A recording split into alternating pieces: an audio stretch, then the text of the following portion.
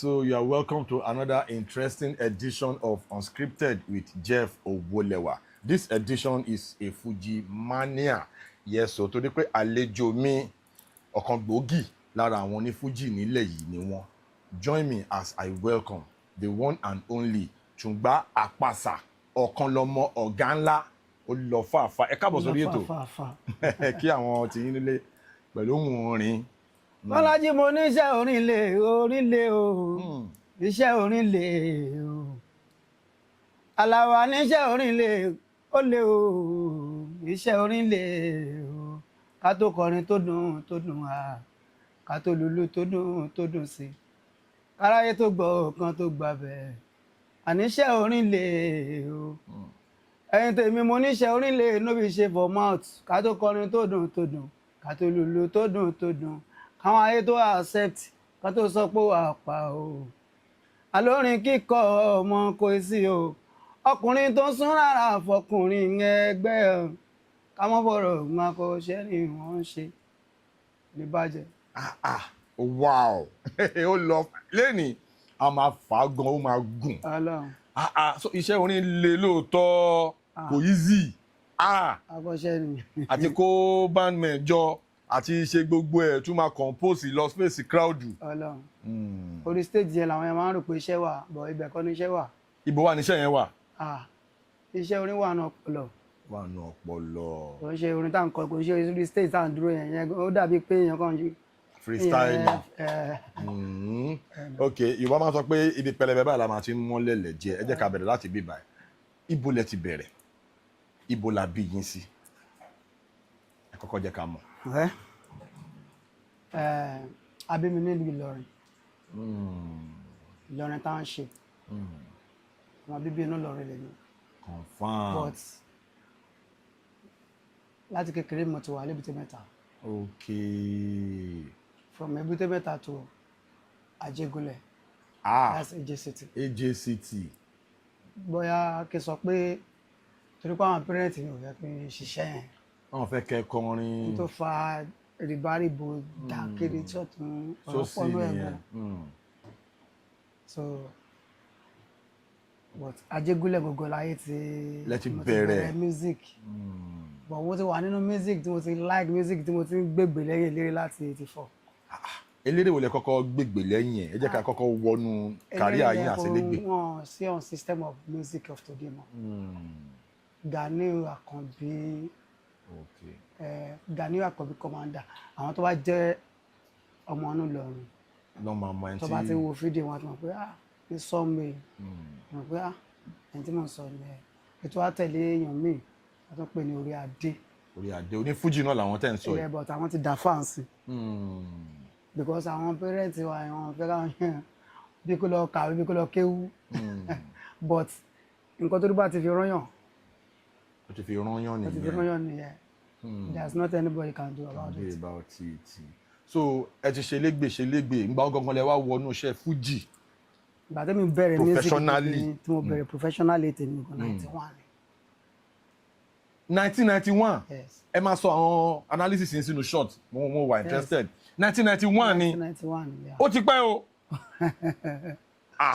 Ó ti pẹ́ náà. Lẹ ti ń gba microphone lẹ ti ń kọrin professionally. Tí mo ti ń toní iṣẹ́ tèmi kò ṣe pé tí mo ń gba máìkì lágbo eléré tí mo ti ń gba máìkì lágbo eléré yẹn láti bí 84 yẹn àwọn tí máa ń tẹ̀lé yẹn àwọn tí máa ń ẹ̀mọ̀ sometimes àwọn olórin máa ń láì pé wọ́n bá dágbo tó máa rọ́mọ tó gùdù lẹ́yìn wọn. Okay. A máa jókòó lẹ̀ kán tó bẹ̀rẹ̀ eré rárá. Okay. Wọ́n á ní kókó máa. Ó kọ́kọ́ open. Kókó máa open lọ ìyẹn là á fi. Lẹ fi bẹ̀rẹ̀. But professionally pé Tungba Apasa. Ó dúró tán. 91. 1991. Lágbára lọ. Ọmọ tó ń bí ń gbà yẹn gan ti ń bímọ. Ẹ jẹ́ pẹ́ inú iṣẹ́ yìí gan. Ó ṣe ṣeré ibi náà kéré ń gbà náà what. So bàtẹ́ ti bẹ̀rẹ̀ yẹn àwọn wo làwọn sẹ́ẹ̀tì yín torí mo mọ Fuji dé level kan ọmọ Mushin dẹ̀ lé mi ẹ mọ̀ pé ipa tí Mushin kó nínú Fuji kò kéré látòrí àwọn bàbá wa Dr. Sikiru Ayinde Barrister kọ́lọ́n forí jì wọ́n so kò kéré rárá mo mọ Fuji. Now ní 1991 yẹn àwọn albums tó jáde nígbà yẹn Alhaji Abbas Akande Obesere 1991 ló ṣe first album wọn introduction kẹ́lẹ̀ mọ̀ kí mo mọ bí mo ṣe ń tò 1992 ni King Dr. Saheed Òṣùpá ṣe first album ṣé mo gbà Fuji sínú disco àbí first album Kingi should be máa rántí kàtó torí mo mọ̀ now 1993 ni Alhaji Wasiu Alabi Pasuma ṣe recognition gbogbo time yẹn náà ni àwọn Sunny T ṣe lọ jáde kó tó dìgbà yẹn live Pasuma ti ń jáde gbogbo àwọn Magọ àwọn abọ́mẹ́ ti ń jáde nígbà yẹn àwọn wo gangan ni sẹ́ẹ̀tì tó jẹ́ pé àwọn èyí mo mọ̀ pé sàwáwù ni wà àwọn wo ni. tá bá ń sọ pé èèyàn bẹ̀rẹ̀ orin ní 91 kò ṣúọ̀ fún pé ojú ẹ̀ lè káàkiri ojú ẹ̀ lè tó gbogbo ẹ̀kọ́ state tó wà yẹn. bẹ́ẹ̀ni. but ní city ẹ̀. ládùúgbò ẹ̀. wọ́n máa mọ̀. a sì mọ̀ pé àwọn báyìí ní láwọn àgbà yẹn àwọn tí mo rí pé àjọ jẹ́ the same set lọ ní Alhaji Karube Aloma. Alhaji Karube Aloma shout out to Karube Aloma. wọ́n jù mí lọ́nà èjò. ok but pé tájọ kọrin pé àjọ mọ́ra báyìí pé láì tíjọ ṣe record. wọ́n mọ̀ yín ẹ̀yin náà mọ̀ wọ́n. àtàjọ ń wọnú àtàjọ ń gbàgbóra wọn. but ó jù mí lọ́nà èjò. mọ̀ pé àtàtijọ́ ṣe album àjọ kọrin pàdé pé ẹni wá látorílé èmi wá láti Ajégúnlẹ̀ Alaba.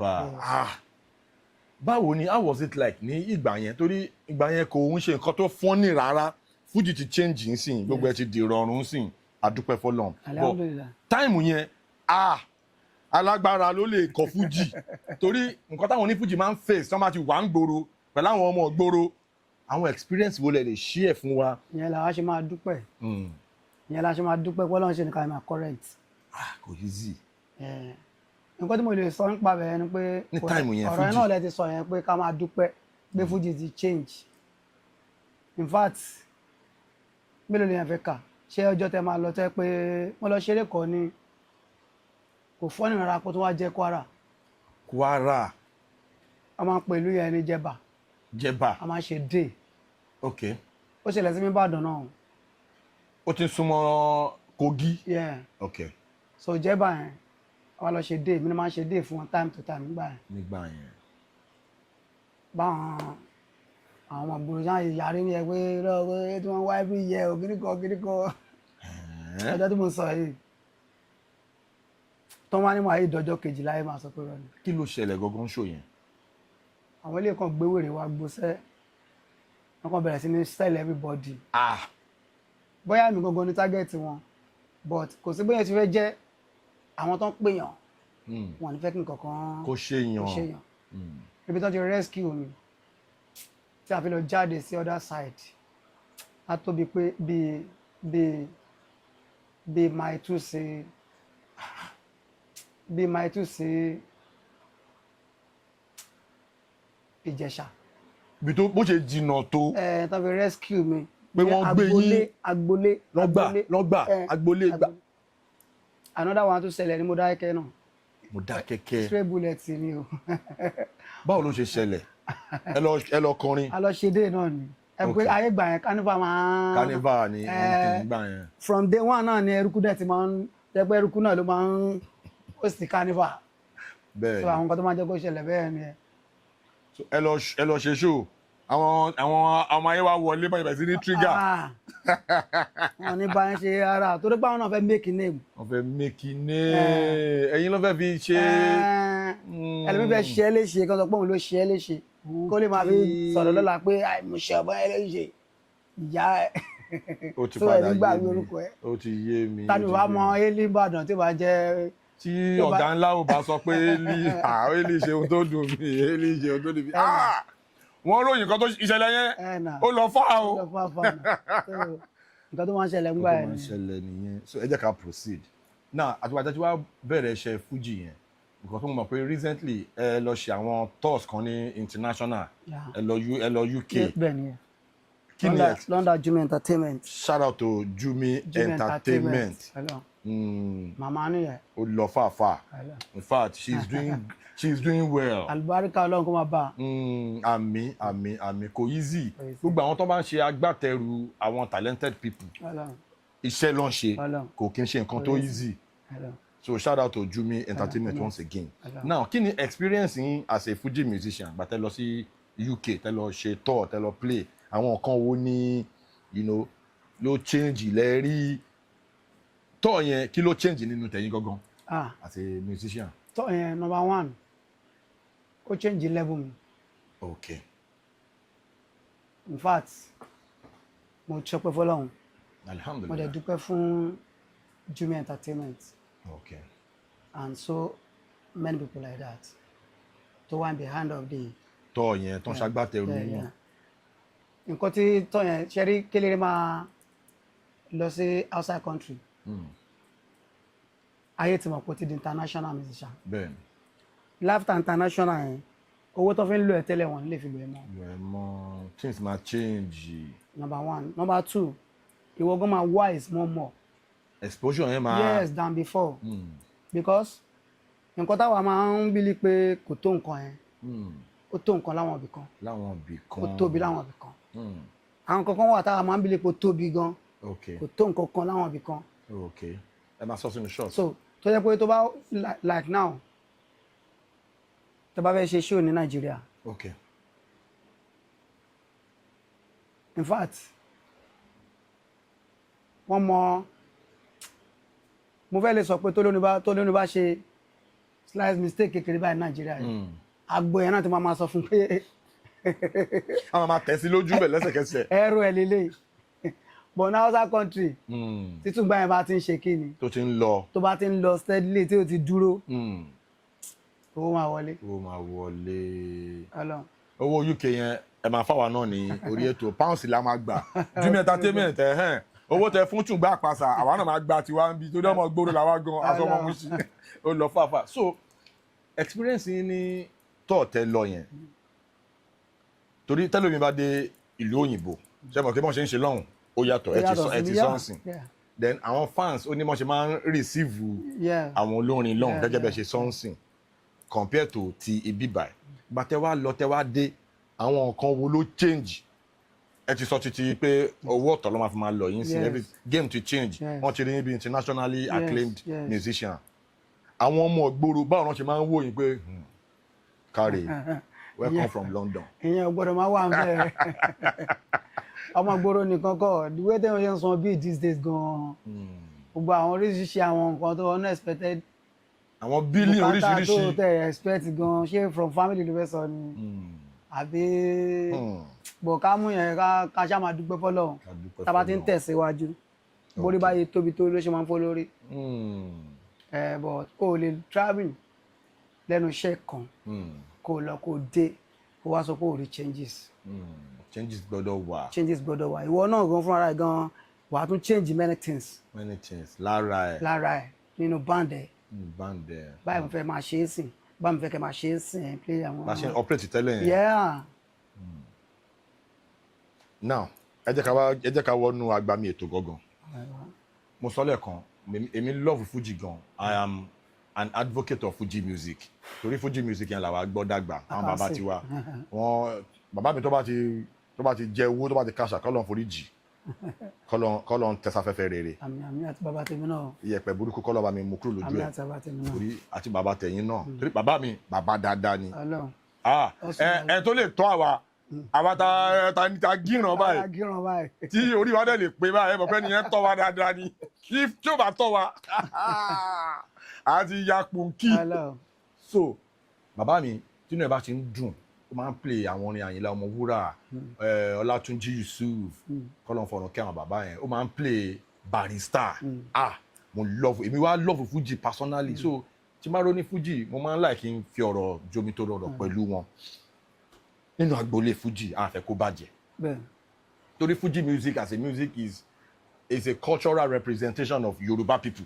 Yes. tó máa ní àwọn Yorùbá orin wọn là ń gbọ́ Fuji ni ló wà níwájú ọ̀nà búrẹ́dì Ọlọ́run. orin pọ̀ o Ọlọ́run. genres of orin oríṣiríṣi ti Yorùbá ní Àwọn genius ó Armando pọ̀ Mixer. bẹ́ẹ̀ Fuji music Ọlọ́run. àtìgbà tí Fuji ti dé tí Barrister ti dá Fuji lẹ̀ Ọlọ́run. Fuji ò lọlẹ̀ rí Fuji ò lọlẹ̀ rí o.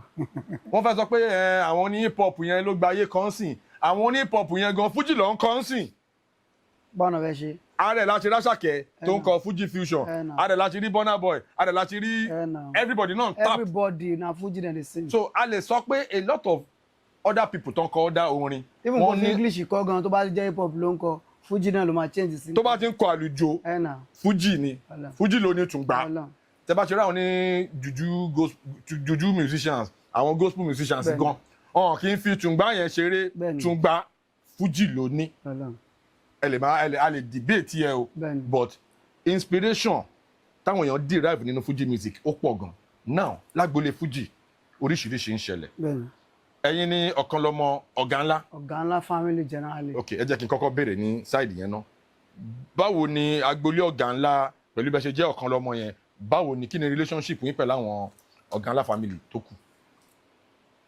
kò sí problem pẹ̀lú anybody náà. ok nítorí pé reason tí o fi lè sí problem ni pé Alhaji Wasiu Alabi Pasuma. respect. ọlọ́yẹ kárí wọn pé. àmì àṣẹ.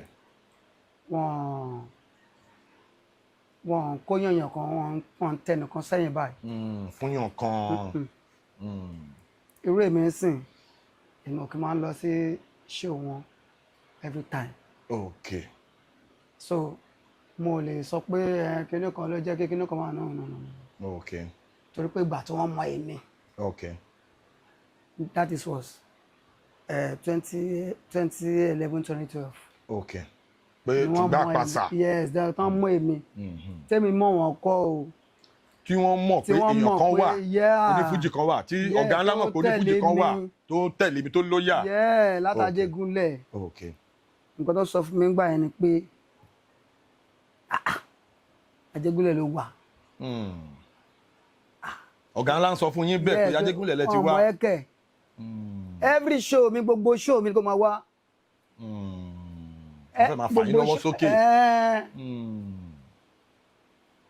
but meanwhile pé mi àwa náà bá àtẹ̀tí jẹ́ nǹkankan bá àtẹ̀tí lówó tàtẹ̀tí àwa máa ń gbìyànjú láti struggle láti ṣe jump everywhere lọ anywhere so kò ń jẹ́ kémi máa ní àyè too much. láti máa lọ sí agbo wọn ní gbogbo ìgbà. exactly. ok ok ká tẹ̀síwájú lórí tẹ̀rẹ̀ yẹn a mọ̀ pé Alhaji Taye Currency wọ́n ní issue láwọn táìmù kan pẹ̀lú tirilẹ́dà then láwọn táìmù kan náà Ọpẹ́ Federal náà jáde gbọ́nmi sí omi òtó ó ń ṣẹlẹ̀ ní agboolé Fuji láwọn apábẹ̀ yẹn a dẹ̀ mọ̀ pé ọ̀kan gbòógì lára àwọn product ọ̀gá ńlá òun ni Alhaji Taye Currency. exactly. no doubt gbogbo nǹkan tó wá ń ṣẹlẹ̀ yẹn ràn yẹn lọ́tún ló sì á mọ̀ pé Ọlọ́run ti ń bá wa pẹ̀tù sí gbogbo ọ̀rọ̀ yẹn gbogbo ẹ̀ ti ń die down. kí ni take yín kí ni take yín lórí gbogbo the whole scenario yẹn lórí gbogbo nǹkan tó ń ṣẹlẹ̀ ń bàdàn nígbà yẹn. anyway ṣé mo lè sọ ọ̀rọ̀ yìí ṣá. feel free ẹ sọ̀rọ̀. anyway Yorùbá sọ fún wa pé ọ̀rọ̀ tí mo fẹ́ sọ yìí reason tí mo sọ pé ṣé mo lè sọ̀rọ̀ yìí ṣá ni pé. okay. Alhaji Wasiu Alabi Pasuma. ọ̀gá ńlá wa. ọ̀gá tiwa ni bàbá tiwa ni tí bá tí wọ́n fẹ́ sọ pé mi fúnra mi igi lẹ́yìn ọgbà tèmi ni aláàánú mi ni because èèyàn tó máa ń gbàyàn lọ́wọ́ ṣòro ni èèyàn tí nǹkan bá ṣẹlẹ̀ ká máa tẹ̀tí sọ̀rọ̀ owó tó lè lọ síbẹ̀ pé àlàyé báyìí ló ṣẹlẹ̀ fún mi dà tó máa pè wọ́n bẹ̀ pé kí ló fà á tí ẹ̀ fi ń ṣẹlẹ̀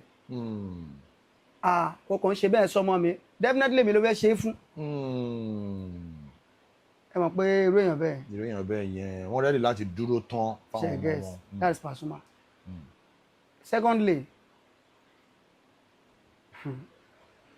Pasuma make a happy sha bọ̀ kí ni mo fẹ́ sọ sínú ọ̀rọ̀ yẹn tí mo fi mú àwọn ọ̀rọ̀ ilé ìjáde ni pé kò tọ́ sí ọmọ lẹ́nu kó sọ pé màmá mi ẹ pàdé mọ́ tán sọmọ lẹ́nu kó sọ fún pé màmá mi ẹ pàdé mọ́ but ó lè for understanding pé màmá ẹ pé màmá mi ẹ dìde wá mo fẹ́ sáré bá ń sọ̀rọ̀ okay ó mọ̀ pé tí màmá yẹn bá fi máa padà jókòó lẹ̀ a rí adjust ara ẹ̀ ìjókòó yẹn ò ní ṣẹlẹ̀ lẹ́mọ̀ ẹ̀gẹ́ màá ìṣọ́nà okay mo kàn ní fẹ́ káwọn èèyàn kan ṣì mí gbọ́ ni okay because ó máa ń dùn mí gan tí n bá ń rí gbogbo nǹkan tó ń ṣẹlẹ̀ yẹn tó wá jẹ́ pé irú Pasuma lẹ́yìn kan wá fi ń kọ́ bọ́dì tó bá tẹ̀ jáwọn míì tó bá jẹ́ pé àwọn ọ̀ràn míì kò bá dáa àbá sọ pé wẹ́ kì í ṣe ó dàbí ọmọ téèyàn bí kó wá náà rò tán kó wá dúró léèyàn lórí pẹ̀lú èèyàn fẹ́ gbà kódà kó jọba kó jẹ́ pé òun gangan ló jọba ìlú yẹn ọjọ́ tó bá ti jọba ìlú bá ti dúró pò ń fẹ́ gbàdọ̀bálẹ̀ bàbá tòun ọjọ́ náà ló ti bẹ̀rẹ̀ sí ní tẹ́ ó lè máa gbàdọ̀bálẹ̀ àwọn ẹgbẹ́ bàbá ẹ̀ o bọ̀ bàbá tiẹ̀ tó bá fẹ́ rí i dáàdì mi ẹ lọ dóde mi ní ìyẹ̀wù get but kò ń ṣe fọ́ọ̀tì àwọn kọ́rẹ́sì okay kọ́rẹ́sì èèyàn mi ni o okay get èèyàn mi ni bọ̀ tọ́rọ̀ bá délẹ̀ ẹ̀ ká sọ okay bọ̀ kò ń ṣe fọ́ọ̀tì tiwọn okay ibi tó ti bẹ̀rẹ̀ gangan ni pé ọ̀dọ̀ ọ̀gá gangan ni mátà yẹn ti wáyé nísìnyí tó dẹ̀ fi wáyé bẹ́ẹ̀ ni pé wọ́n báyàn ṣe wọn fàyè jálẹ̀. okay nígbà tí èèyàn máa ń ná tán báyìí. ó ti wọ́n fún Táyé Sáǹsì gan-an gbogbo nǹkan téèyàn fi ń ṣe fúnyàn láyé yìí sáà kò sí ẹ̀dá Ọlọ́run tán máa ṣe bí wọ́n ṣe fún Táyé yẹn tí ò ní gàṣà. kò sẹ́ni tí kò mọ̀ wọ́n sọpọ́tì Alhaji Taye Currency to the core. ṣé wàá rí kinní yẹn ok wọ́n ṣe títí débi pé mo jára bá ń bí 2 mo jára bá ń bí 3. lábẹ́kun àmú àgbà yẹn ó lọ fà. ṣé mo yà àwọn olórin tó ń wà ń bàdàn tó jẹ́ kàtígórì àbí bẹ́ẹ̀ni tó ń wà ní tọ́jọ́ wà ń bàdàn yẹn tó jẹ́ pé àìréyàn fà wọ́n bẹ́ yẹn ṣé Currency ló mọ oníkan jù ni nìbàdàn ni tó fi máa dé level yẹn ṣé ó lólógún jù ni ṣé òun ló máa dúró ṣe jù ni ṣé òun ló mọ̀yàn jù ni but àwọn kan wà Ọlọ́run fún wọn ní green biro Ọlọ́run tó wá di sign ẹ̀ báyìí lọ gbowó báńkì ni òun lọ òkè ló máa lọ. cheget but ó wá dàbí ẹni pé kíní ẹ̀ tó wá over pọ̀ jù ó wá jẹ́ kí Currency náà kó wá rí bí pé àjọwà náà ni àjọwà so àìfàyèjálẹ̀ yẹn at least tí bàbá bá tẹ̀yìn bá kọ́lé 2-story building àbí 3-story building ó yẹ kó jẹ́ káwọn máa gbé sàlẹ̀. ok analysis yìnyẹn ti yé mi. kóun máa gbókè. kí ọmọ lè mọ̀ pé igi mú jìnnà sí orí. so mo fi ìpè tó wáyé pé bẹ́ẹ̀ yẹn ló ṣe wà. ok Alhaji Rasheed Ayinde Merengue Ọlọ́run á jẹ́ kẹ́mi wọn gùn. àmín àṣẹ. mo believe pé bàbá wa K1 The Ultimate ní role model wọn. tó bá jẹ́ pé wípà tó ṣe ṣe pẹ̀lú Currency Alhaji ní K1 ṣe pẹ̀lú Alhaji Rasheed Ayinde. ok àwọn náà tún ju bọ́n ṣe wà yẹn kì í ṣe ṣeré iṣẹ́ tí mo dàgbà sínú ẹ̀ ni èèyàn kan ò lè ṣe máa sọ fún mi pé báyìí lélẹ̀ kíní kan ṣẹlẹ̀ ń bẹ̀ no I know everything since 84 ojú mi ti là sínú Fuji mo wà lọ́mọ 10 years lójú mi ti là sínú because nǹkan tẹ́ wàá like ibẹ̀ lọkàn yẹn máa wà ibẹ̀ lọkàn yẹn máa ń wà. kọ́ ní kẹ́ lọ ka Cambridge ìdí Fuji yẹn ni. Ọlọ́run ṣẹgẹ kò sí nǹkan tó yẹn nìkan ìfẹ́ máa sọ fún mi pé ẹja ló wà nù sàǹdìn náà akànnì máa wò báyìí nǹkan tó bá yẹ kéèyàn dá sí èèyàn kò ní dá sí ni bọ̀ irú eléyìí tí bá ní ọ̀rọ̀ mi náà ṣì ní nítorí pé Yorùbá sọ pé ojú tẹ ọ̀rẹ́ olójú ti àwọn èèyàn ò lè dójú ti Pasuma o kì wọ́n á ṣe pé Currency gangan bí kì í ṣe pé wọ́n pọ̀ bọ́kàn ní Wálé ẹja àbí Wálé kinní kan nìbàdàn Wálé ọba Wálé adé ọba mo tún ní Wálé ẹja Wálé adé ọba tí bá kàn stroll bọ̀bọ́ yẹn gan ò fẹ́ jẹ́ kí n máa stroll lórí social media mọ́ kí ló dé. ó máa ń bí mi nú gan mo ń wo ẹni tó ń sọ̀rọ̀ yìí mo wò pé jẹ́ kí n sọ pé bíi year 2000 níbo ló máa wà níbi year 2000 sẹ́yìn níbo ni Wálé adé ọba yẹn máa wà tó bá jẹ́yàn dáadáa kò yẹ kó lè dúró ti Pasuma lọ́rùn bẹ́ẹ̀ nítorí Táyé nítorí pé Táyé tẹ̀yìn ń jẹ lé nìyẹn nǹkan kan la fi kó náà ẹ̀ tó fi jiná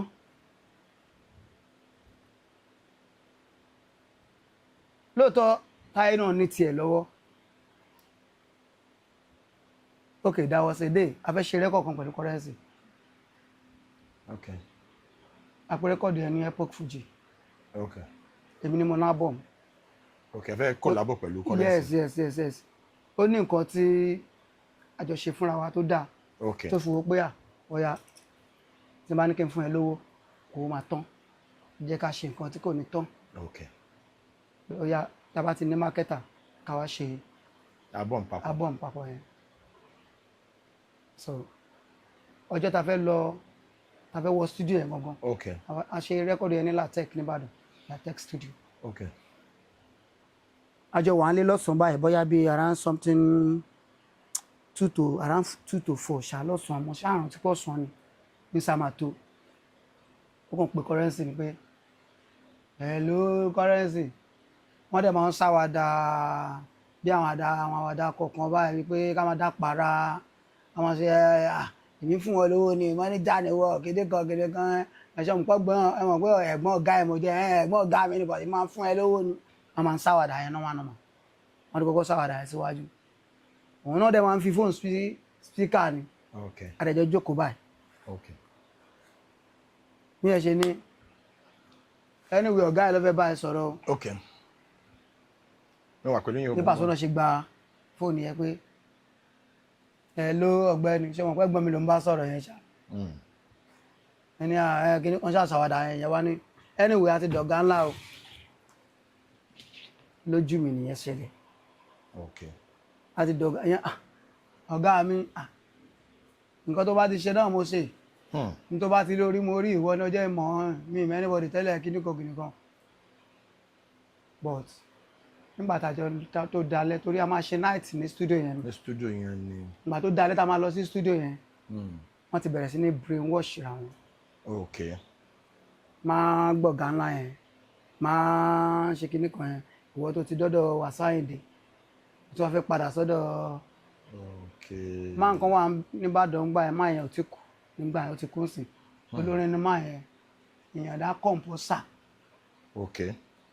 ìyàndá kọ̀ǹpósà náà máa ń kọ́ máa yẹn kò sẹ́ni tó jọ́ mọ́ Ìbàdàn tí o máa ń tán pè ní ìyàndá kọ̀ǹpósà yẹn tó bá jẹ́ olórin fújìlá olórin àgbà ni wọ́n bọ̀ létà wọ́n ti kúrò ní system wọ́n wá dà kí wọ́n ṣe bí artist manager bí promoter fún Currency àwọn ṣáà dúró sórí máa nǹkan náà wà bí a máa ń pè ní Alhaji Preza Ahmeda àjọ wà ń bẹ́ẹ̀ ni ọ̀rọ̀ tí ó bá ní ẹlẹ́rìí ló máa ń jẹ́rọ́ àwọn ìwà dúró lé àwọn many people wọ́n bá fà pé àwọn kan bá fà pé má padà sọ́dọ̀ èmi wọ́n jẹ́ kó yé padà yé Èkó tèmi ti wá wọ́n sọ pé Currency mórí kọ gan o wọ́n nítorí pé lóyà sí Pasuma ẹ máa ń ṣe nǹkan tó máa dàbí pé ó máa lọ affect career yín torí ẹni tí n bá fẹ́ràn mo fẹ́ kí nǹkan ṣe àwa parí ká tó lórí argument yẹn 4 a.m. ẹ ti wà ń bẹ̀ 4 a.m. látó wọnú booth látó bẹ̀rẹ̀ sí ní record after the day bóyá bíi 1 week later àbí jù bẹ́ẹ̀ lọ ṣá àwọn Paso ti wá choose date kan nìbàdàn pa máa wá náwó currency sókè as ọ̀gá ńlá 2 ọ̀gá ńlá second ọ̀gá ńlá 2 ó tún wá jẹ́ time tèmi tá wá shoot fídíò orin tẹ́ sọ musical yìí yẹn. so ẹ wà nìbàdàn gbà yẹn Dáre Sàká ló fẹ́ ya iṣẹ́ yẹn lálẹ́ fídíò yẹn shout out to Dáre Sàká. so kánà máa yaṣẹ́ lálẹ́ mọ́jú àárọ̀ ọ̀la okay alẹ́ ọ̀la yẹn náà máa ṣe show yẹn. okay even tó bá yẹ pé mo ní mind pé mo gbọ́rù nǹkan bẹ́ẹ̀ tẹ́lẹ̀ ni màá ti wí pé a máa jọ but òun sì kí n kọlẹ̀ níbi tájọ ń wà pé mo ní lọ síbẹ̀. báwọn ní lọ sí ọ̀gá ńlá dé. meanwhile àwọn tó ń brainwash yẹn àwọn náà jẹ́ kí kìnní yẹn kó turn to like that. àjẹkù àwọn tó wá brainwash yẹn òun làwọn Wálé Ọba yìí náà dé bá yẹn. ok ibẹ̀ ni gbogbo ọ̀rọ̀ yẹn ti tí wọ́n ń kọ́ irọ́ lórí irọ́. bọ̀ nǹkan tó yẹ kí n kàn sọ nínú ọ̀rọ̀ yìí ni pé àwọn èèyàn tó ń ilé ayé ta wà yìí èmi fúnra mi kí n tó use mọ́ Pasuma kí Paso tó recognize mi lórí rẹ́kọ̀dù mi ẹlẹ́kẹrin ni. rẹ́kọ̀dù ẹ ti ṣe rẹ́kọ̀dù mẹ́rin kó tó di pé Paso orí yan dá yín mọ̀ báyìí. yes mo ṣe Triple A mo ṣe Crown Vital mo ṣe Enough is Enough mo ṣe Askangba you get so Golden Point tó wà lálẹ́ international yẹn máa yẹn ló jẹ́ kó yé mi pé mo ní láti belong séèyàn kan bóyá ro Òṣùpá ni àbí Pasuma pé because àwọn èèyàn tó bá wá ra ọjà wọ́n máa ń like music mi pé but wọ́n máa ń claim pé àwọn ọmọ face yẹn. Peter bá attach ara yín mọ́ bí kan ó máa tètè help yín. ṣẹ̀gẹ̀ tìgbà tó tún wá tí mo tún wá fẹ́ gbìyànjú kinní yẹn ó bá tún dogun. bí ti bá wò.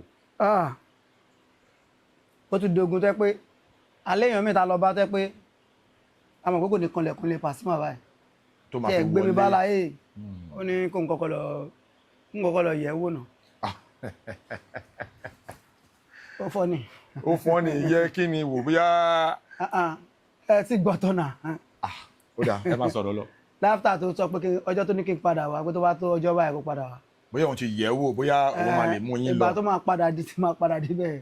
kí ló wá sọ. òun náà la máa ṣe tutù. ẹ jọ irú ètùtù wo tún nìyẹn. ṣẹgẹ. ṣe bá padà ṣe tutù. ṣé kí ni kẹ́ lọ wá owó. nǹkan tó náà fi mú mi gbà yẹn ni pé mo ò náwó ètùtù dání owó tó sọ ń gbà yẹn tí bá náwó yẹn dání ni because wọ́n fi ń bú mi nínú ìlú mi because èmi kò ń like Pasuma naturally I just love Pasuma kò ṣe pé mo ń wá pé bóyá kó lè kíní kan kíní náà ẹni I just love Pasuma. mo fẹ́ béèrè pé ok ẹ ti fìgbà kan gbé Ajégúnlẹ̀ rí. dáadáa Ajégúnlẹ̀ gangan ni mo gbé dàgbà kí tó wá cross sí Surulere. a dẹ̀ mọ̀ pé Ajégúnlẹ̀ tó máa ń sọ̀rọ̀ ní Fuji Dr. King Saheed Òṣùpá ló ń represent Ajégúnlẹ̀ láwọn táìmù kan tó jẹ́ pé àwọn ló di why tẹ́ ẹ feel pé ok sí ìjẹ́ pé mo wà lájégúnlẹ̀ ẹ ṣe bọ́ sí abẹ́ umbrella Olúfimọ nígbà yẹn kí ló fà tó fi jẹ́ pé ọ̀dọ̀ ọ̀gá ńlá lẹ́ ń lọ́kàn yín wà ó ṣàmà ní reason. ọ̀rọ̀ wà nù ẹ̀. ok. normal nínú èèyàn tó jẹ́ olórin lájégúnlẹ̀ olórin pọ̀ gan. bẹ́ẹ̀ni. nígbà yẹn ara àwọn bàbá wa Miki Abalanja ara àwọn Alhaji Tóyìn Àdìó ká tó sọ pé Alhaji broda wa yìí Chief Lateef Ìlọrin àwọn àgbààgbà àwọn ti kú láti bí 88. Ọlọ́run forí jì wọ́n. ó kọ́ àwọn Alhaji Tóyìn Àdìó àwọn Samson Alamu àwọn Alhaji Negro àwọn Ọ̀gbàrà nínú Ajégúnlẹ̀ yẹn nínú Ajégúnlẹ̀ àwọn Jábélé lórí yapa gan kó tó kàn King Saheed Òṣùpá. Dr. Saheed Òṣùpá.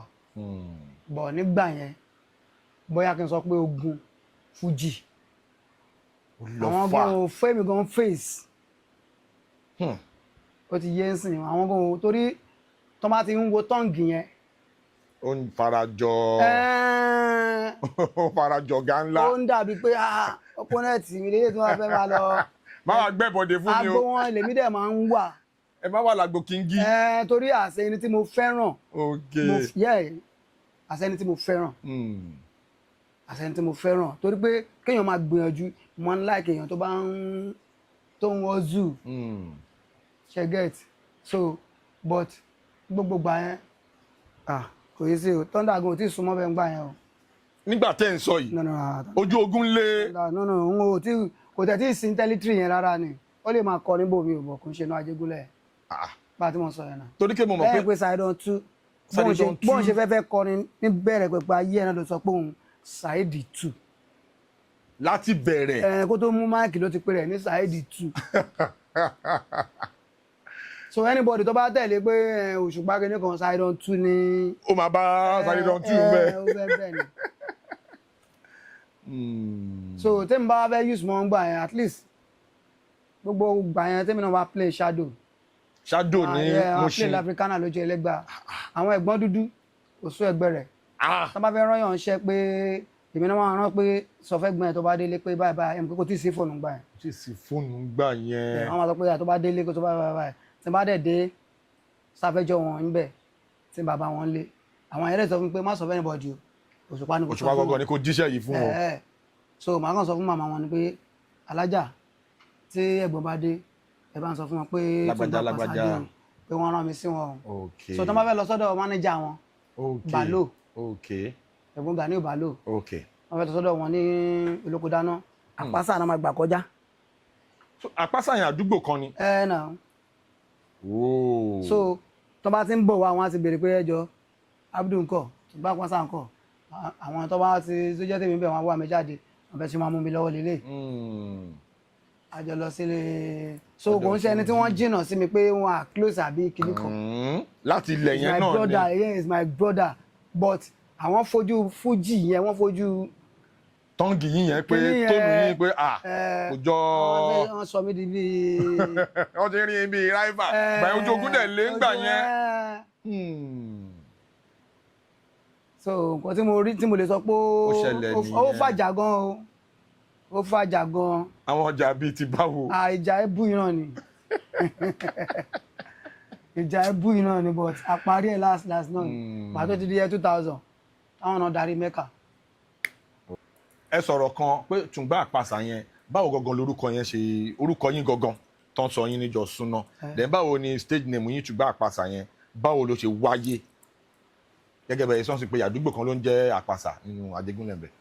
ẹ mọ̀ pé ní olden days ojú ayé ti là ń sìn bẹ́ẹ̀ni ìyẹn tí ò kọrin gan-an sìn gan-an ó ti ń fún rẹ̀ ní dining bẹ́ẹ̀ni bọ̀ nígbà yẹn àwa ò tiẹ̀ my brain wa ò tiẹ̀ lè ṣiṣẹ́ lọ síbẹ̀ yẹn àwa kàn kọrin mo kàn jẹ́ Abdullahi Alao ni bọ̀ gbogbo èèyàn lọ́mọ̀ pé nǹkan tó ń pè ní Tùngbà ká ṣe fàájì ká àlùjọ ká ṣe síà ká gbádùn wọ́n pè ní Tùngbà but ní gbogbo territory yẹn from Sáfẹ́jọ́ to Alábà tá a bá yọwọ́ Òṣùpá olórin tó wà ń bẹ̀ á tó 35 lẹ́pẹ́ ọjọ́ from Friday and Sunday gbogbo junction to junction gbogbo street bus stop gbogbo everywhere kún jump ń lọ ni but Àpáṣà yẹn Tùngbà yẹn Sunday yẹn wọn ò miss ẹ but táwọn bá bẹ̀rẹ̀ láti ẹlòmíì lè ti bẹ̀rẹ̀ ó lè ti kóníṣẹ́ síbẹ̀ láti kó bẹ̀rẹ̀ kó máa ṣe acapella láti bí 12 ẹ̀mí wọn gbọ́ nǹkan mi gbà yẹn ju fújì lọ. fújì ni oh my God.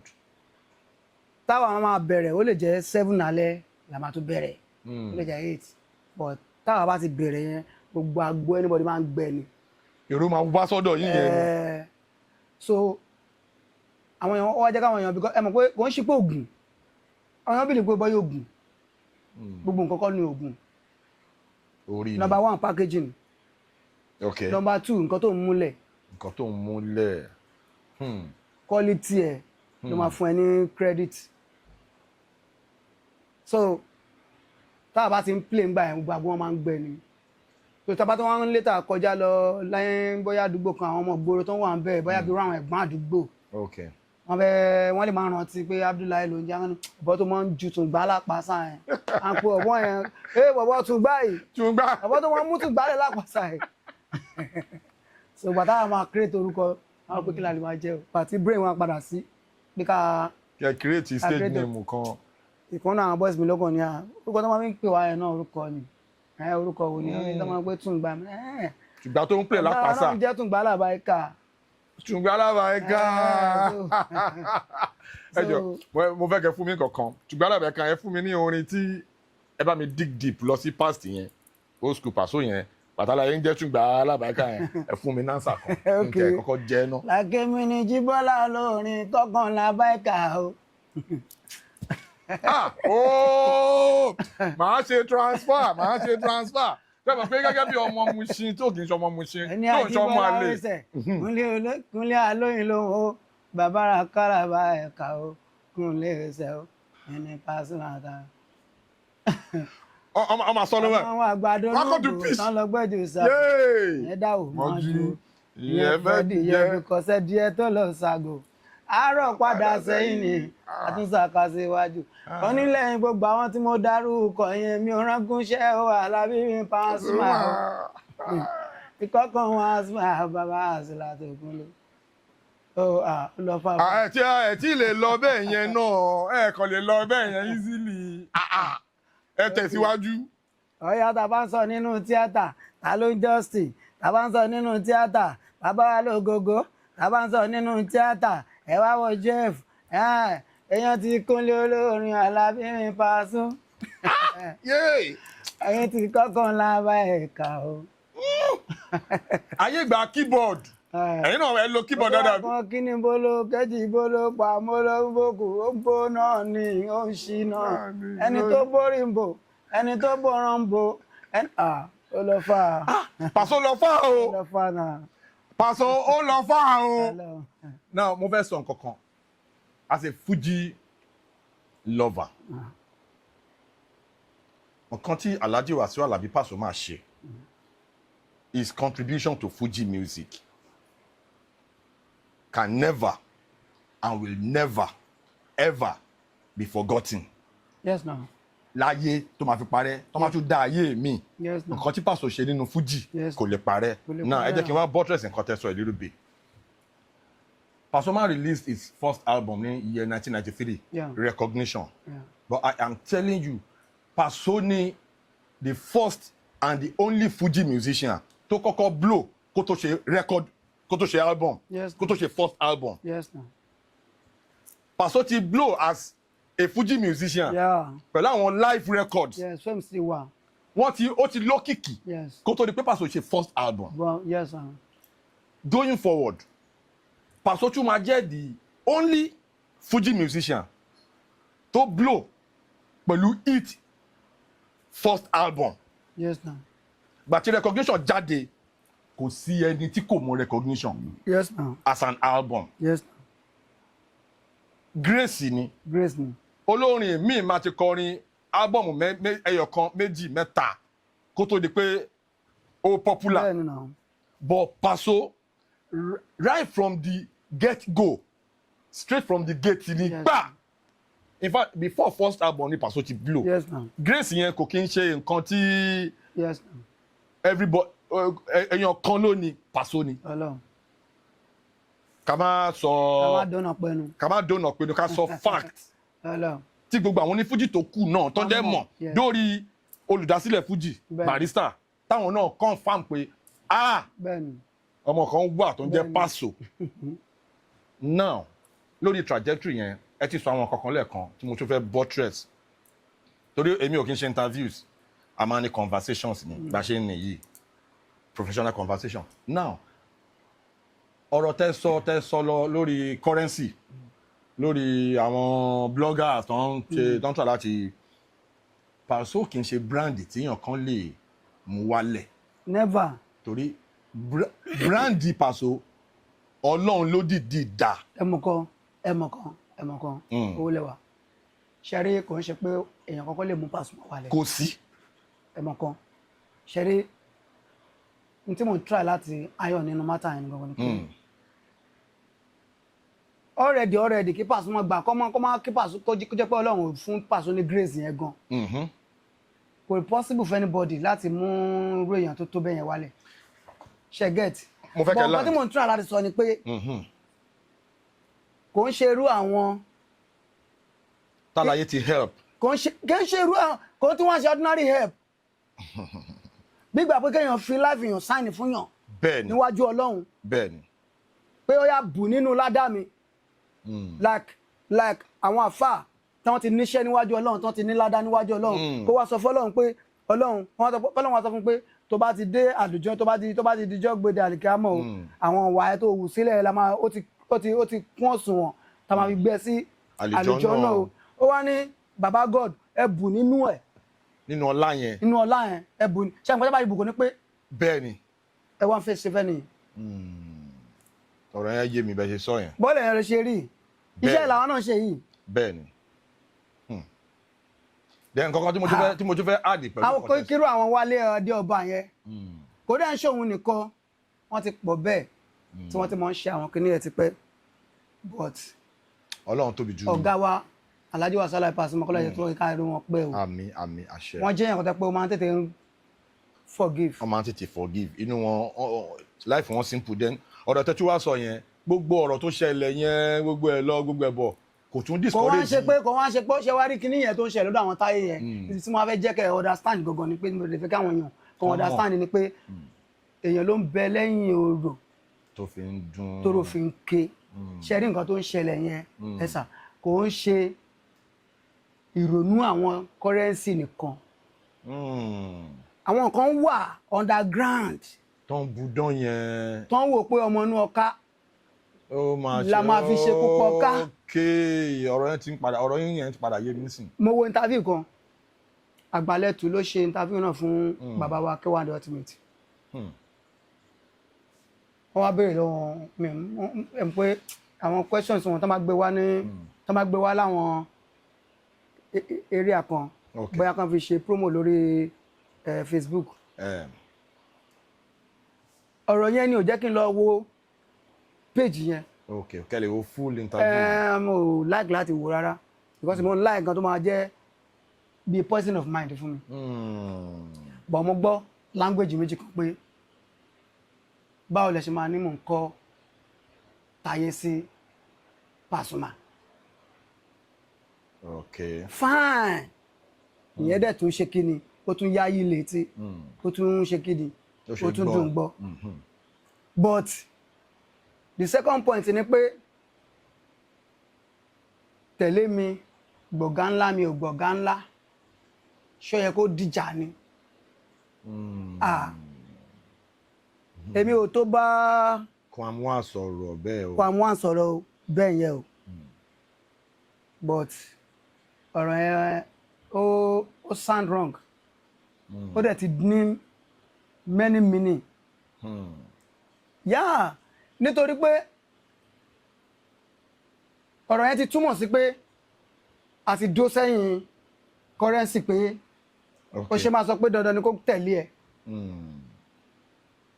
Number one kò ń ṣe yẹn ni Pasuma ń bá currency fa o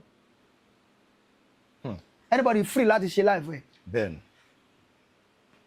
you get bọ́n bá ti rọpọ̀n ó tó bàbá náà nìyẹn but lábẹ́ bó ṣe wò kó lè rí gbogbo nǹkan tí Pasuma bá wà máa bá Táyé fà káàtó bá sọ pé tẹ̀lé mi ọ̀nà tẹ̀lé mi náà ń fà but mímọ̀ pé kò ń ṣe yẹn torí Pasuma náà kó lára bá ń bí. bẹ́ẹ̀ni. you get but tí Pasuma bá wà ń bá currency fà pé o lè lọ sẹ́ẹ̀ all right. kí lẹ rí. all right ó sì yàtọ̀ sí irú Pasuma nínú Arabambi because Pasuma ti star bẹ́ẹ̀ni kó tó belong sí loyalty lọ́wọ́ Pasuma àti Arabambi. ọ̀rọ̀ tẹ́sọ̀ yìí still náà kò discourage. but Pasuma brought up Táyé from nothing to something ni. okay. tí bàbá wa Dr. Sikiru Ayinde Barrister tán fi kú kọ́lọ́n bá wa tún fọ̀rọ̀ kẹ́ wọn lẹ́ǹkan. àmín. kọ́lọ́n kẹ́ àwọn bàbá tiwa náà tán ti kú. àmín àṣẹ. tí wọ́n fi kú. wọ́n King Wasiu Ayinde wọ́n ṣe rẹ́kọ̀dì kan gbàgbé táyé rẹ́kọ̀dì tọ́kọ̀ sọ̀tàn fújì. bàbá bá wọn jà dọ́là ni. Barrister bá wọn jà. wọ́n bá wọn jà dọ́là ni pé òun sọ̀tàn fújì. ṣẹ́gẹ̀t pé ọmọ mi ni ẹ́. ọmọ ò lè sọ̀tàn bàbá, bàbá ló máa sọ̀tàn. bàbá ló máa sọ̀tàn ọmọ. àrọ́bá lọmọ máa. sọ pé bàbá mi sọ pé. ṣe get. Yeah. So tí irú Pasuma tó bá wá dó pé Táyé kinní kan ṣe àti pé Paso tún wá lè bá Táyé Fápọ̀ gbọ́dọ̀ di kinní kan. But irú ọ̀rọ̀ yẹn ó túmọ̀ láì pé gbígbà pé ká sọ pé àgọ̀ bá fa tẹ̀ sí lójú. Gẹ́ẹ̀tì ní sà. Mo wà pẹ̀lú. Inú ayé lájọ wà sà. Àwa náà à ń ṣọmọ kékeré mọ́. Débìdẹ̀ ṣe wà yìí mi ṣọ́ pé ní fújì kan lè sọ pé mo ti wá tọrọ kinní kan no. Paso tí mo like kò tí pé mo lè dọ́dọ̀ anybody o tó bá ṣe súnmọ́. tó bá ṣe súnmọ́. torí ẹlòmíì ò ṣe súnmọ́. ọ̀rọ̀ yẹn ó deep ó lọ fà. That's tó bá ṣe súnmọ́. Ṣe get. That makes Pasuma a very unique. So irú ọ̀rọ̀ yẹn tí bàbá sọ yẹn pé ó ṣe máa tó pé gbọ̀ngàn ńlá tipátipá kò ń ṣe kinní kan kò yẹ kó jẹ́ àtẹnumọ́ kò yẹ kó jẹ́ bẹ́ẹ̀ ọ̀rọ̀ yẹn ti ní nǹkan míì ó ti ní another meaning ó ti mú another meaning ẹ mọ̀ sọ pé tẹ bá lè lọ kílíkì kinní yẹn lè lọ owó àgbálẹ̀tù ni mo ti rí tó ti ṣe kinní yẹn. So nǹkan kan tí mo ti fẹ́ chip in nínú ọ̀rọ̀ tẹ́ sọ yìí rí i pé study Pasuma pé still náà wọ́n wà discouraged láti máa help àwọn èèyàn. Paso lè wà discouraged. wọ́n sì ń help àwọn èèyàn ògo tó ń tan náà ògo wọ́n sì ń tan náà ògo lọ àti rẹpẹtẹ. Paso lè discourage ṣe get nítorí pé kí ni tá bá sọ pé kéèyàn mọnú rò Alhaji Wasiu Alabi Pasuma kò sẹ́ni tí ò mọnú rò kò sẹ́ni bọ́ọ̀dì tí kò mọnú rò because ká tó lórí ká tó kọrin wọn ni mo ti kọrin lẹ́ẹ̀kan pé ṣe orin le mo tún wá sọ lẹ́ẹ̀kan pé kò ń ṣe ọgbọ́n tá a fi ń kọrin lórí stage yẹn gangan náà ń pè lọ́gbọ́n tí yẹn fi ń tukọ̀ orin àwọn kan gbọ́n orin wọn mọ orin kọ bọ̀ wọn mọgbọ́n tó fi ń tukọ̀ orin lọ́jọ́ kan jábọ́. kí lè mean by wọn mọgbọ́n tó fi ń tukọ̀ orin. now for example sin studio la wà yìí. okay. èèyàn mi náwó ra equipment sí bíbá sírú bíbá ó pọ̀ ju báyìí lọ wọ́n lè gba workers síbẹ̀ but kò ní lè lọ fà tó máa fi fọ́dọ̀. ọ̀rọ̀ yẹn deep. torí pé wọ́n mọ ọgbọ́n tó máa fi tukọ̀ ẹ̀ ó ní làákàyè tó. yẹ ó lọ́gbọ́n ó ní mọ̀ Yorùbá dẹ̀ sọ pé ọgbọ́n ta fi kọ́lé kò tó ìta máa fi gbénú ẹ̀. so tó bá gbé music band kalẹ̀ àbí company owó tó fi ra yẹn kọ́ ni kókó gbà tó wá ní talent nǹkan. báwo ló ṣe fẹ́ sustain ní ló fẹ́ maintain ní. ìwà kan ló ń já àwọn kan bọ́ ìwà kan ló gbá àwọn kan sókè. àwọn ọ̀rọ̀ yẹn ń lọ fà. nǹkan tí àwọn tó wà lórí on board lórí field tí wọ́n sì ní stand up to tomorrow. nǹkan nǹkan tẹ́lómi ṣe tó jábọ̀ àwọn ti ṣe wọ́n ti kọjá ẹ̀ wọ́n ti ṣe wọ́n tún ṣe jẹ gbé. kò dẹ́ ń ṣoògùn. kò ń ṣoògùn. gbogbo nǹkan kan lóògùn ogun tẹ̀ bẹ́ẹ̀ lómi lára gun gan. ọ̀rọ̀ yẹn lọ fà. but ìyẹn la kọ́kọ́ máa lọ mọ̀ reason why tẹ́mi ṣe belong pé ọya láti wò pé ọya irú Pasuma ọya as my mentor. there's many things táwa máa ń wò níta bí kéèyàn tó lè tó báyìí ó máa ti fẹ́ jẹyàn mú gàrí o kéèyàn tó lè tó báyìí ó máa ti jó ọmọ tuntun mógún o bàbá tó bá tún dóríta kan wàá tún mọ̀ pé ọgbọ́n orí ẹ̀ gan-an ó tún ṣe ọ̀pọ̀lọpọ̀ náà àwọn kan tá a máa ń wò yẹn.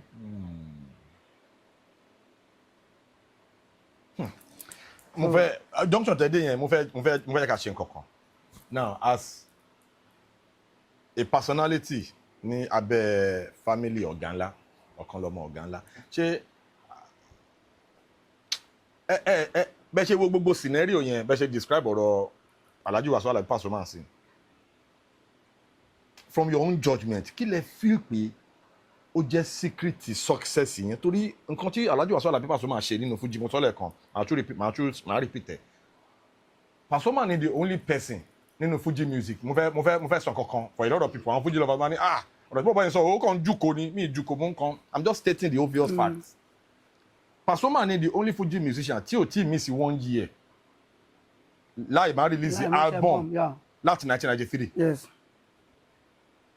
The only Fuji musician Yes now. that is still at the top tí kò miss a year láì má drop album kan. Tó ń tàtí ìrora sáyìn rẹ̀. Kò dẹ̀ ń ṣàwọn album as in he is still at the top way before 1993, way before the first album. He's still at the top till tomorrow. Yes now. Wọn ò dẹ̀ ní jábọ́. Inshallah. Kí lẹ feel pé ó jẹ́ secret? Kí lẹ feel pé ó jẹ́ ẹ mọ̀ kó máa ní ingredient tẹ́ bá ṣe bẹ́ẹ̀ tó lóúnjẹ kó máa ń ta oúnjẹ mẹ́ẹ̀ tẹ́yìn náà ń ta tí tíyàn kan náà ń ta bẹ́ẹ̀ èèyàn kan máa ta jù kan lọ. Pé kí ni àṣírí ẹwà wọn? Kí lẹ feel pé ó lè já àṣírí ẹwà wọn? Kò dẹ̀ ń ṣoògùn. Ẹ ṣe. Ó ní rudiment, ó ní ingredient. Ó ní nǹkan tá à ń sọ ń sìn nìyẹn. Ṣé rí tá bá sọ pé producer kò sí olórin tí ò ń gba producer.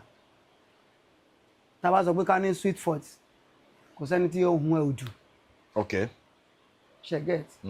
But number one téèyàn bá jẹ́ èèyàn tó lawọ́ téèyàn bá jẹ́ èèyàn tó lawọ́ ó ti kó gòǹgàn já o ó ti ṣògùn owó ó ti ṣògùn òkìkí ó ti ṣògùn ọwọ́ ó ti ṣe oṣólẹ̀ ó ti ṣe anything mọ́ ó ti rán àwọn òkú gan ṣẹ́ papà pé lọ bá mi tajà mi wá tó bá ti jẹ́ ènìyàn tó jẹ́ Ọlọ́run dẹ̀ ń pèsè fún ẹ ó wá kí n ṣàwọn bíi tìrò Pasuma yẹn nígbà tí ẹgbẹ́ máa ń sún yẹn exist ṣé ẹ mọ èèyàn tí Pasuma ra dẹ́kì fún ṣá ṣé Pasuma gan lè kà. Don empower. Kí rẹ́kọ̀dù Pasuma tó jáde up to tomorrow àwọn èèyàn kan wà tẹ́lẹ̀ pé wọ́n ti fẹnu tapa. Wọ́n ti fẹnu ṣe polówó ẹ̀ ara wọn. Ẹlòmíì gan kàkà kí rẹ́kọ̀dù máa tà gan ó fẹ́ lọ máa rà á pé ẹ lọ lódò ẹ̀ sí mọ́tò kódà kí lọ kó sí dustbin ó pè mí bọ̀ ẹ ṣáà mi sọ pé rẹ́kọ̀dù yẹn ṣáà ṣe kí ni ó ṣáà tà. Ìyẹn náà ó ṣe dáadáa fún mi o òyìn náà ni ọ̀pọ̀lọpọ̀ máa ń gbọ́ ọ̀pọ̀lọpọ̀ mí náà gbọ́ 5 kọ́bọ̀ lọ́wọ́ Pasuma rí o ṣe get but nítorí pé wọ́n ń gbọ́ bó máa ń ṣe dáadáa irú èmi sìn somebody like me but tí bá sọ àwọn yẹn lè sọ pé tà torí ẹ̀ ló ṣe ń tẹ̀lé follow Pasuma ọjọ́ tí Pasuma máa fún mi ní 1 million mo ò bá tó wó lọ rárá. Bíi ti báwo wọ́n fún yín 1 million. Wàláì. Ẹ ti gbowó. Ó ti pẹ́ náà. Ẹ wá jókòó ẹ wá. Ó ti pẹ́. Ó ti pẹ́ náà. Báwo ló ti ṣẹlẹ̀? Ó ti pẹ́ náà. Báwo ló ṣe ṣẹlẹ̀? Kí ló ẹ kàn lọ? Ara nǹkan tá à ń sọ nìyẹn ṣe mọ̀ pé àdúrà ọ̀tún àdúrà òsì ó ní nǹkan tó ń ṣe nígbésí ayé dá o. Ẹ kàn lọ bẹ̀. Mo gba físà that is last year. Okay. Mo wá pàdé wọn ní agbo kan ní Kẹjà. Okay. Mo á yẹn sí wọn létí pé àbá ó ti dán o wọn ní kí ni ẹ ní àwọn ti lu páálí yẹn o ó ní ẹ ìlú wo mo ní UK náà ní sáà wow bó tẹ́ ṣe di international yẹn sìn ti kúrò ní gbogbo ayàtọ̀ ń sìn bọ̀ máyẹ̀ ká sọ̀rọ̀ ìbàdàn tó wà lọ́dà kọ́ bá mi lé. Just like that.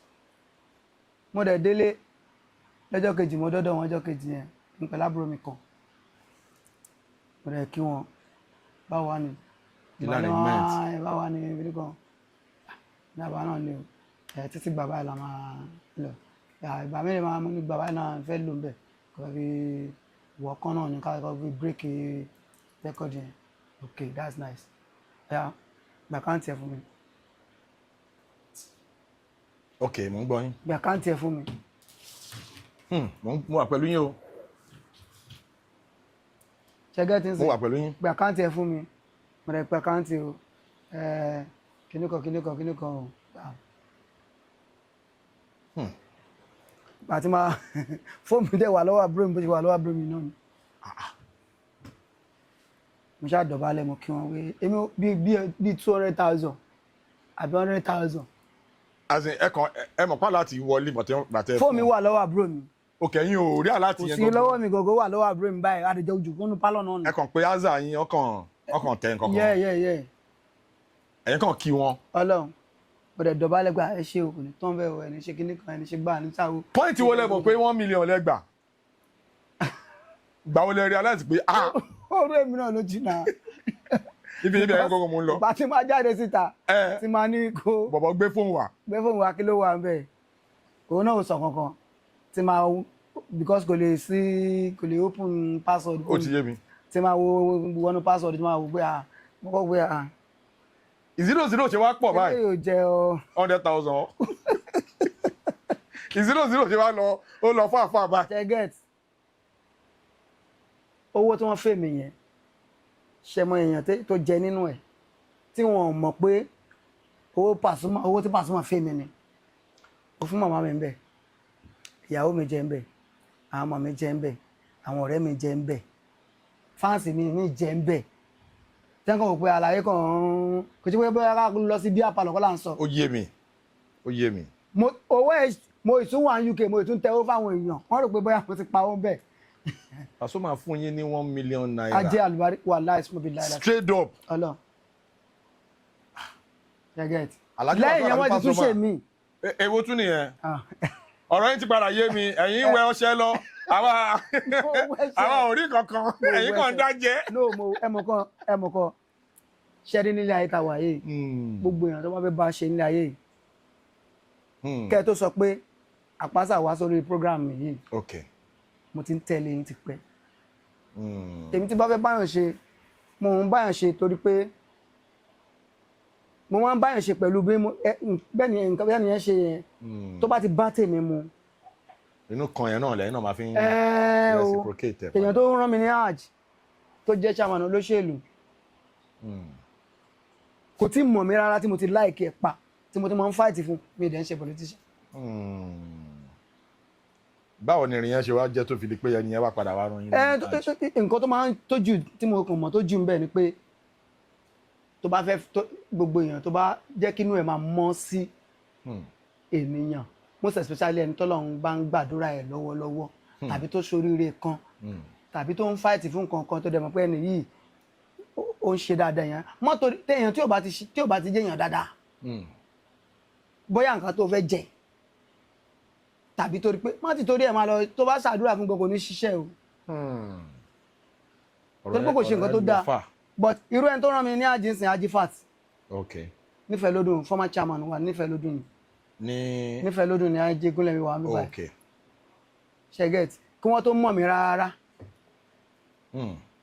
bí kéèyàn kan wà ní chairman ṣe títí eléyìí ṣe street eléyìí ṣe kíní kan níbà àwọn kan náà ti ṣe chairman kí máa yẹn tó wá rí tí ò rí báyìí náà ṣèmi láìkí wọn kú mo láì tàbá wà níbi kan tàbá ń sọ̀rọ̀ nípa òṣèlú gíníkan tàbá ti kọ̀ntínú fẹ́ lódún wa yẹn wọ́n ti mọ̀ pé wọ́n bá mi nà. mo dẹ̀ máa ń ṣòde tí máa ń invite wọn tí wọ́n ń wá bẹ̀. ìgbà tó dé lẹ́ǹkẹrin èdè tó máa ṣe tó máa jẹ́ lẹ́ǹkẹrin ìyẹn ló tẹ̀ wá kéré jù. that is was 2019 mo ṣe 28 years on stage. 28 years on stage. That was 2019. So mo invite bàbá wa General Kollington Ayinla. Àwọn àgbààgbà. So àwọn òtẹ̀ tó wá lè wá lọ́jọ́ yẹn later náà padà wá sókèṣàn míì. Okay. Wọ́n padà wá sókèṣàn ìgbà tí mo darí hajj wọ́n padà wá. Bẹ̀rẹ̀ Paso náà ló ṣe show fún mi. Paso ló wá play fún mi. Yes. So nǹkan tí tó lè mú Ajíbàtàn fi lè sọ pé magazine la fẹ́ kàn launch now. Because mo lu kéèsì kan ní 2019 yẹn. Kéèsì wo nìyẹn? Àwọn SARS. Kí ló ṣẹlẹ̀? So kí ni ẹ wá jẹ́ kí a fẹ́ play ní àwọn SARS dé wọ́n kàn kọ́ anybody ní ẹ̀mọ́ ayé ìgbà yẹn SARS ọwọ́ agbára ti pọ̀ jù. Wọ́n gbé everybody lọ. wọ́n lo agbára gan.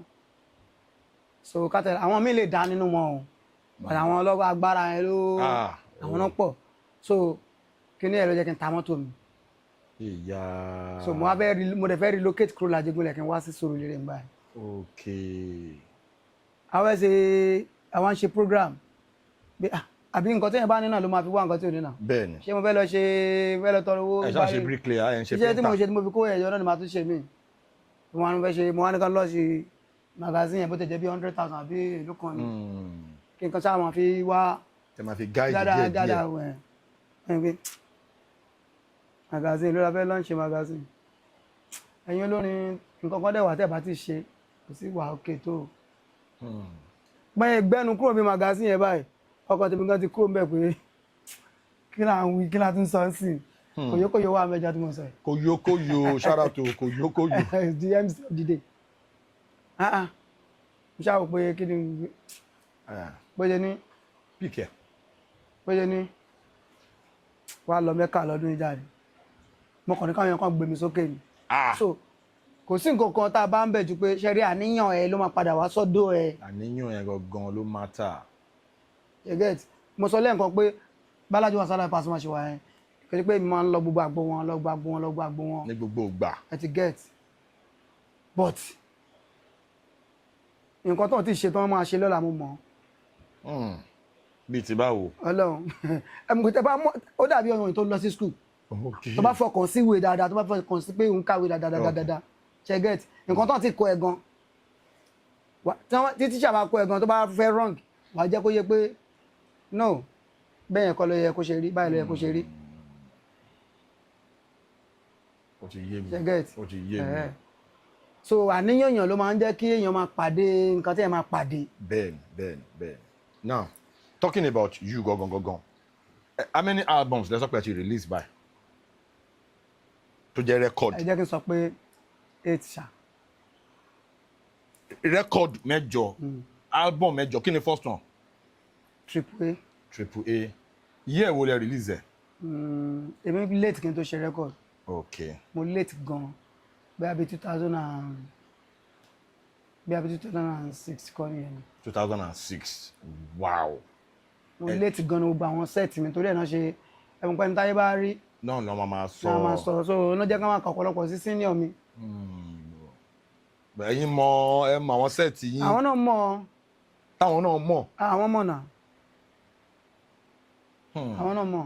Ọlọ́run á dẹ̀ gbé yín lọ́wọ́ sókè jù báyìí lọ lágbára Ọlọ́run ògo yín tó ń tàn ó máa tún tàn ó máa tàn lọ fún àtàn sówó àtàn sọlá á túbọ̀ tàn sí àlùbáríkà ńláńlá bẹ́ẹ̀ ni. iṣẹ́ tá a ṣe yìí náà àwọn nǹkan sì jù wá lọ tẹ́ pé wọn ti tún ní privilege nǹkan tọ́lọ̀ tó ṣe fún tó bá jẹ́ fújì musician tó jẹ́ pé muslim ni ẹ̀ torí muslim náà ló máa ń kọ fújì àmọ̀ pé fújì.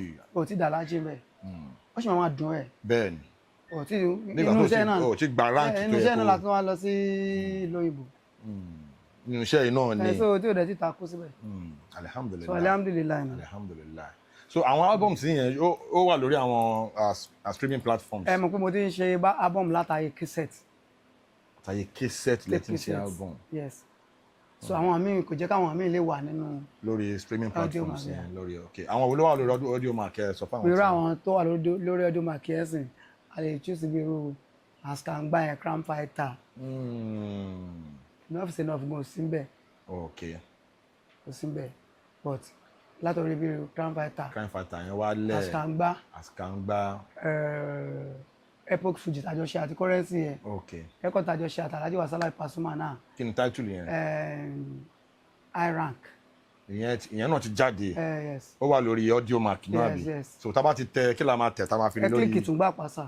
ẹ̀yin tí wà nílé tẹ bá ti táìpù Tùngbà Àpàsà. Ọlọ́run. TUNGBA. yes. APASA. Tùngbà Àpàsà á gbé gbogbo àwọn records yẹn jáde lórí Audiomack yìí so a lè máa fà á já. àtàwọn live mi náà. àtàwọn live mi náà tún wà bẹ́ẹ̀. now ẹ wá fún wa ní social media platform yín káwọn èèyàn náà lè TikTok yín. orúkọ the same thing náà ni. Tùngbà Àpàsà náà ní TikTok Tùngbà Àpàsà náà ní Facebook. tẹ bá ti wá kílíkì Tùngbà Àpàsà tó bá ti gẹ̀tẹ̀ kílíkì òjíṣẹ́ ńlá. òjíṣẹ́ ńlá ajáde orúkọ wọ́n jọ wà.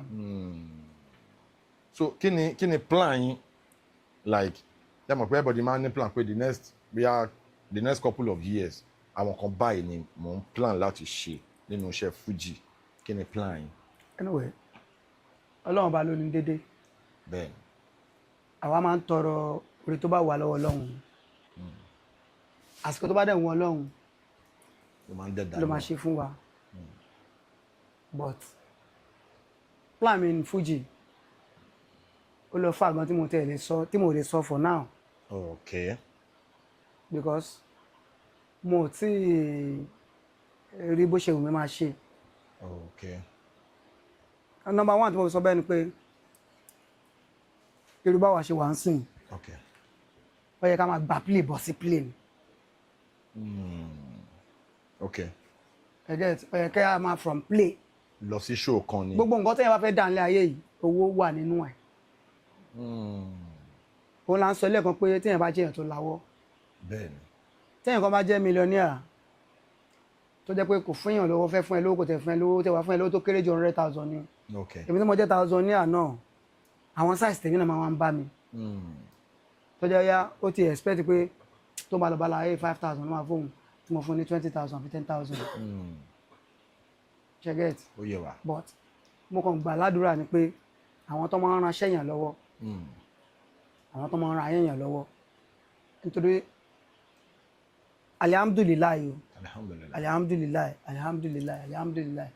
àmọ́ ìjọ ló ti rọ̀ tílẹ̀ ti fà mú but ibi táwa ṣì wà yìí ó kọjá pé ẹ mọ̀ gbọ́ pé mo mọ̀ pé èèyàn kan wà tó ń jẹ́ Túngbà Pàṣà tó bá ní downgrade ọ̀ tó bá jẹ́ jẹ́sí tó ṣe dín tó rà wọ́n tó mẹ́nu ẹ̀ rárá ṣe get but kẹ́nìtì tó lè sọ pé báyìí mo fẹ́ because lọ́hùn kò pín síbi kan bẹ́ẹ̀ni ó dàbí orin kan tó máa ń kọ ni pé lọ́hùn kò pín síbi kan ẹ̀yin tèmi lọ́hùn kò pín síbi kan ibi tọ́gbọ̀n ẹnìkan pín sí tẹnìkan ti bẹ̀rẹ̀ so lọ́hùn kò pín síbi kan báyẹn sọ́ọ̀sì àwọn tábà máa sọ pé Pasuma lọ́kọ́ mú hip hop wọ Fuji tẹ́sẹ̀ tiwa náà bá tẹ̀nà sà ara wà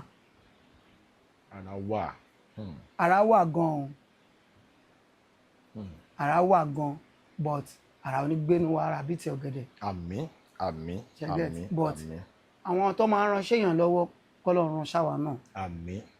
àmín so that kí ìrìn àjò yẹn kó lè tún yá sí kó lè yá àwọn tó yẹ kẹjọ fọwọ́ kọ́ra yín lọ́wọ́ kí ìrìn àjò yẹn lè yá wọn ò ní jẹ yẹpẹ. wọn lè jẹ yẹpẹ. ó lọ fàáfàá. báyẹn sọ pé Pasuma Ọlọ́run ṣe báyìí grace náà ni. bẹ́ẹ̀ni. and alihamdulilayi. àwọn náà dẹ̀ tún jẹ́ ní tó tún mọ̀ maintain but èèyàn náà tún pọ̀ ní surroundings yẹn tó yẹ ká máa praise mọ́ wọn.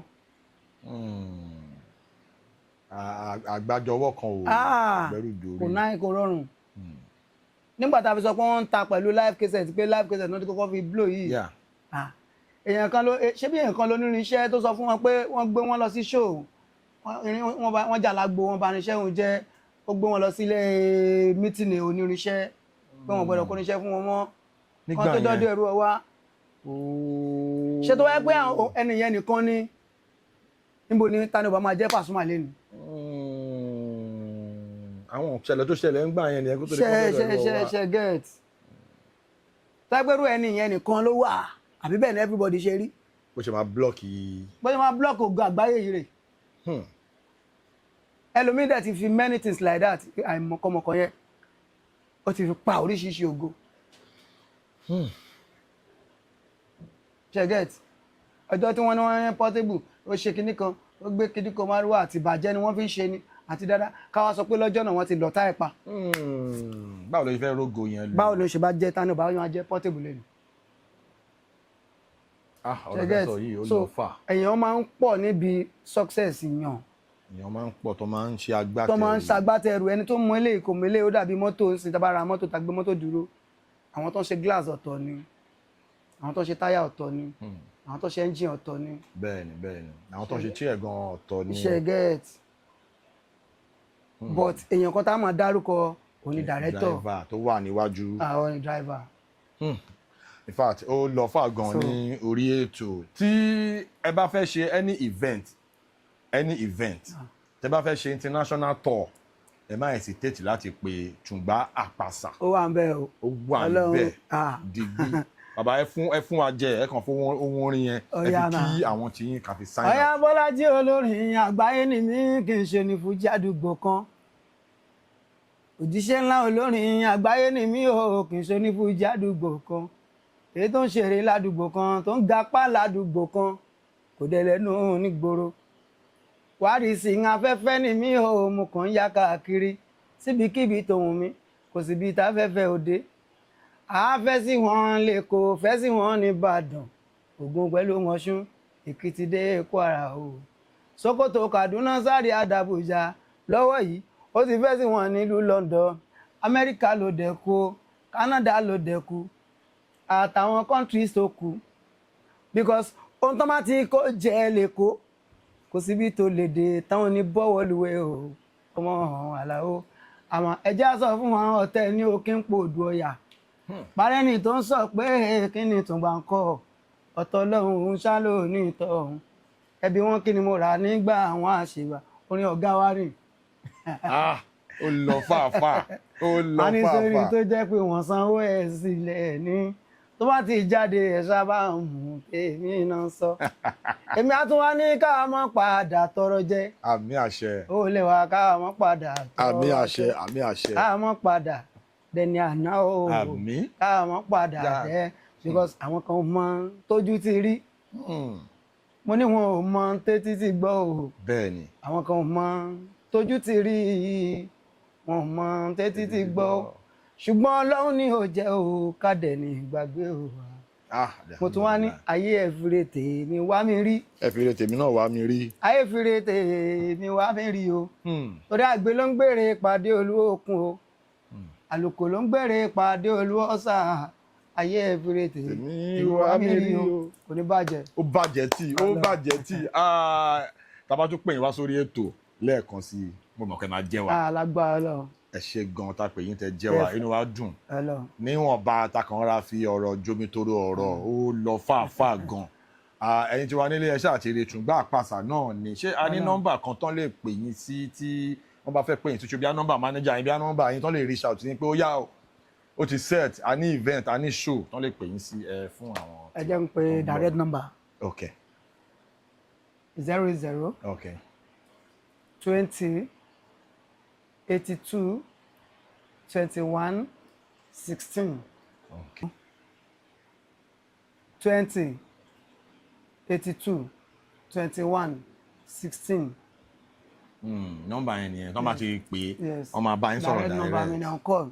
kò sí wàhálà ẹ̀yin tí wà nílẹ̀ ṣáà ti gbọ́ ẹ gbá wọn lágo ẹ pè wọ́n sí show tó bá jẹ́ pé international tour náà ni wọ́n ń lọ ní Amẹ́ríkà Canada yẹn lágbára Ọlọ́run wọ́n ti ń retí wa ń bẹ̀rẹ̀ ó máa bọ̀ sí ẹ dẹ̀ máa lọ lágbára Ọlọ́run. àmì àṣẹ thank you so much. wọ́n ti ń expect wa ń bẹ̀rẹ̀ kọ́ lọ jẹ́ kó. ó máa bọ̀ sí lágbára Ọlọ́run wọ́n máa tẹ̀ báyìí ni etí wa la máa fi gbé sí ayọ̀. àmì àṣẹ àmì àṣẹ. ó ṣe máa jẹ́ nìyẹn thank you so much for coming on the show. ẹ̀yin tí wà nílé as we come to the end of this episode ẹ rí i pé àfàájá pẹ̀lú Tùngbá Àpàsà ó lọ fàáfàá.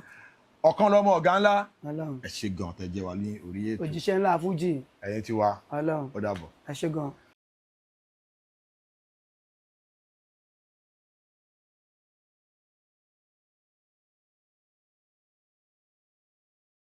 Please subscribe to my YouTube channel and press the notification button.